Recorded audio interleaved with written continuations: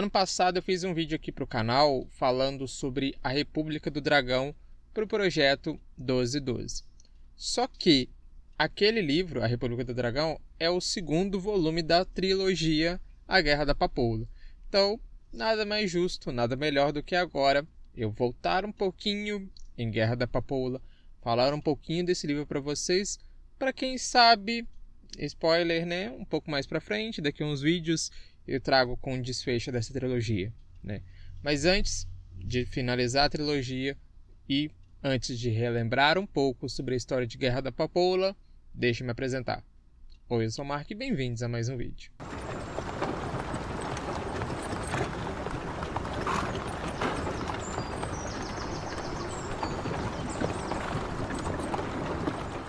A Guerra da Papoula foi lançada aqui no Brasil em 2022 pela editora Intrínseca. Esse, como eu disse, né, é o primeiro livro da trilogia, que eu acho que chama Guerra da Papoula mesmo, a trilogia, né? Sendo o segundo, então, a República do Dragão e o terceiro, A Deusa em Chamas.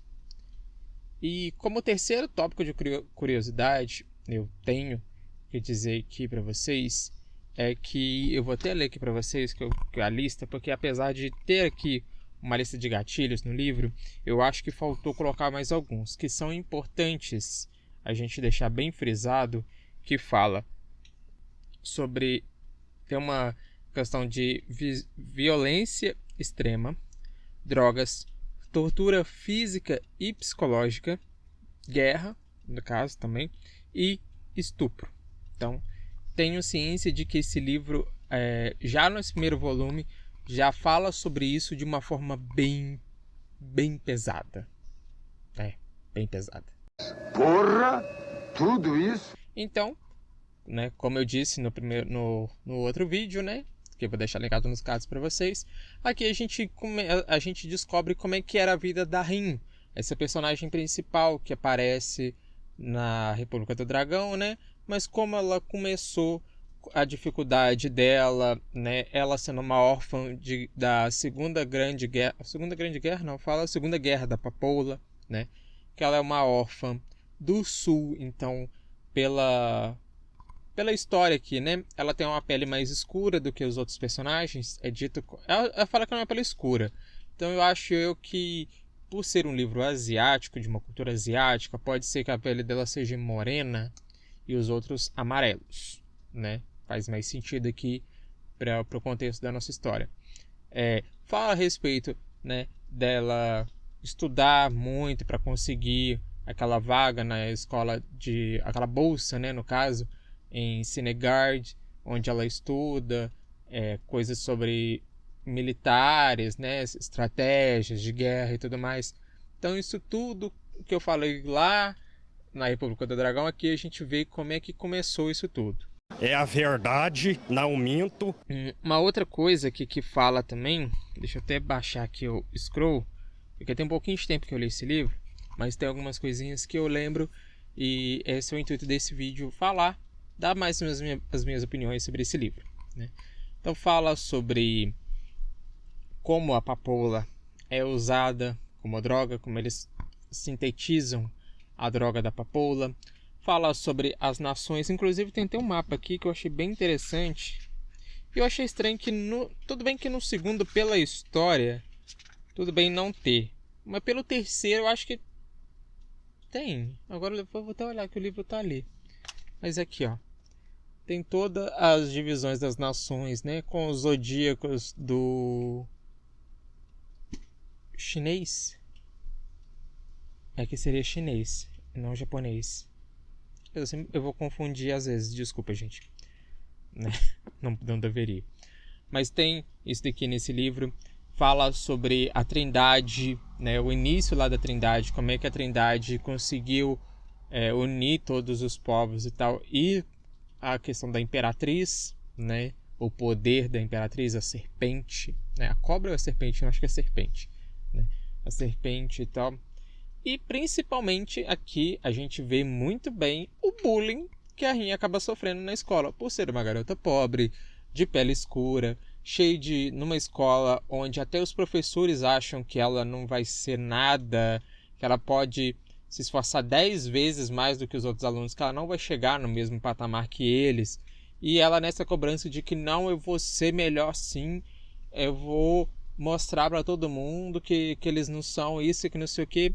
E no meio disso tudo, ela acaba esbarrando no professor de filosofia que ensina para ela, né, mostra para ela o caminho do xamanismo, que é quando ela consegue, depois de muito tempo, muitas provas, o que ficou ali, eu entendi que foi uma construção de personagem, de evolução de personagem, mas ainda assim ficou meio chatinho, né?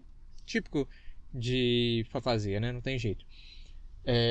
Para ela poder acessar o panteão dos deuses, para daí ela fazer uma conexão com uma deusa, que no caso ela faz com a Fênix, né? Então, dito isso, né?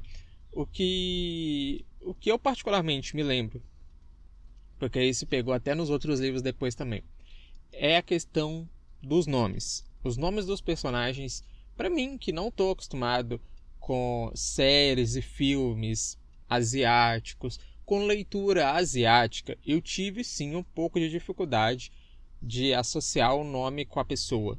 Eu falo por exemplo, eu até anotei aqui, Neza e Kitai, né? Pronunciando assim em voz alta parece o nome de duas mulheres ou dois locais, né? Mas são nomes de dois rapazes. Então assim, até eu acostumar, como eu disse, foi o primeiro livro, tá? Nos outros já estava tudo ok. Mas nesse primeiro aqui eu lembro que foi um pouco complicado eu conseguir associar esses nomes às pessoas, a quem era, né? Que tinha, quando tinha uma característica ou outra ali, ou uma cena ou outra ali, eu fui pegando, né? Mas quando não tinha, eu ficava um pouco confuso, eu tenho que admitir. Às vezes eu sou muito burra e às vezes eu sou muito inteligente, como vocês também. Então eu coloquei, tô vendo aqui no meu roteiro que eu coloquei que a segunda parte do livro é que tem essa parte mais pesada desses gatilhos que eu coloquei. E quando eu falo vou repetir novamente essa atenção aos gatilhos, porque são muito bem descritos. Foi a parte que, sim, eu tenho que admitir, foi a parte que eu mais gostei do livro. Porque a autora soube transcrever a questão das cenas em si, sabe? A descrição de cena é perfeita, é impecável, sabe? Não tem como sair disso, né? Então, tem que admitir que a terceira parte foi, não, na segunda parte também tem sobre os outros xamãs, né? Ela encontra outros xamãs, outras pessoas que também têm contato com outros deuses e tal, lá do panteão. Inclusive tem um outro rapazinho aqui, né? Não vou dar spoiler nem nada, mas tem outro rapaz aqui que também tem um poder da Fênix, mas ele controla bem ela não sabe controlar os poderes ainda, né? Então dá um puxão de orelha nela ali e tal. Mas o livro termina assim, de um modo que eu até estava comentando com o João outro dia. Esse livro, você terminar de ler ele, se você puder pegar o próximo, né, a República do Dragão, eu aconselho. Se você não fizer isso, eu te aconselho a pegar o mais rápido possível. Porque o final dele é meio que continuação, o início do outro é meio que continuação com o final desse, sabe? Então ele tem essa ligação aí. Eu vou desenvolver melhor no próximo vídeo, quando eu vier falando de Deus em Chamas e trazer um apanhado geral sobre esse livro, sobre a trilogia como um todo, né? Mas eu digo que Guerra da Papoula foi um livro muito bom, muito bem estruturado, muito bem, com desenvolvimento de personagens incríveis, descrição de cenas, ambientação, tudo perfeito e tal, tanto que eu fechei ele com 5 estrelas e favoritado. Mas, novamente, alerta aos gatilhos, principalmente alerta na parte 2, que eu não indico você ler a parte 2 depois de ter feito alguma refeição. Vai por mim. Eu já li Jantar Secreto, já li aquele outro do Rafael Montes que é pesado também, e é mais ou menos assim, nessa vibe de descrição de cena, sabe? Bem descrito. Já entendi agora. E para finalizar, né, antes de eu fechar esse vídeo, antes de me despedir de vocês, só dar um recado bastante importante, que Guerra da Papoula, a autora se baseou na Segunda Guerra Sino-Japonesa, que aconteceu no século XX, tá? Então a Guerra da Papoula é muito baseada nessa história aí. Então se você gosta de um livro de fantasia com magias ali, tal, com poderes, mas também com contexto de guerra, para pegar esse livro que é de boa. Não gostei. Que isso? Asmei. Então agora sim, eu vou finalizando o vídeo por aqui e eu vejo vocês na próxima. Tchau, tchau, gente. O que está acontecendo? O que está acontecendo? O que é isso? O que está acontecendo?